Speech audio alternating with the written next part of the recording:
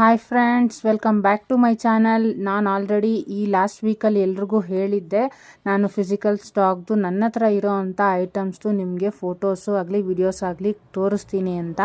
ನೋಡಿ, ಫಸ್ಟ್ ಸ್ಟಾರ್ಟಿಂಗಲ್ಲಿ ಬಂತಲ್ಲ ಲಾಂಗ್ ಹಾರ, ಅದು ಆಲ್ಮೋಸ್ಟ್ 30 ಇಂಚಸ್ ಇದೆ.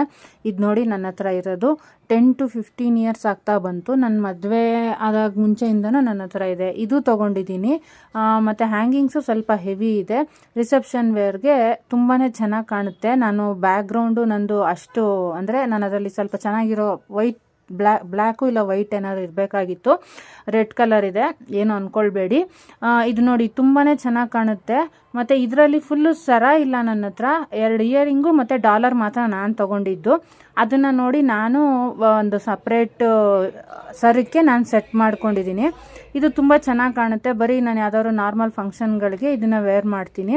ಹ್ಯಾಂಗಿಂಗ್ ಅಂತೂ ತುಂಬಾ ಕ್ಯೂಟಾಗಿ ಕಾಣುತ್ತೆ. ಇದ್ರ ಜೊತೆಗೆ ನಾನು ಮತ್ತೆ ಲಾಸ್ಟಲ್ಲಿ ನಾನು ವೇರ್ ಮಾಡಿರೋದು, ನನ್ನ ಫಂಕ್ಷನ್ಗಳಿಗೆ ವೇರ್ ಮಾಡಿರೋದು ಫೋಟೋಸು ಹಾಕ್ತೀನಿ. ತುಂಬಾ ಚೆನ್ನಾಗಿ ಕಾಣುತ್ತೆ. ಯಾವುದೇ ರೀತಿ ಪ್ರಾಬ್ಲಮ್ ಇಲ್ಲ ಅಂತ ಹೇಳೋದಕ್ಕೋಸ್ಕರ ಈ ವಿಡಿಯೋನ ಮಾಡಿರೋದು.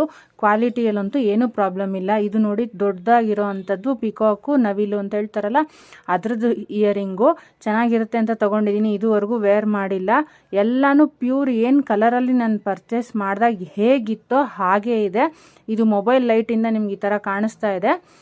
ಇಲ್ಲ ಅಂದರೆ ಖಂಡಿತ ಅದು ತುಂಬ ಚೆನ್ನಾಗೇ ಇದೆ. ಯಾವುದೇ ರೀತಿ ಪ್ರಾಬ್ಲಮ್ ಇಲ್ಲ ಅಂತ ಹೇಳಕ್ಕೆ ಇಷ್ಟಪಡ್ತೀನಿ. ಇವಾಗ ನೋಡಿ ನಾನೆಲ್ಲ ವೇರ್ ಮಾಡಿದ್ದೀನಿ.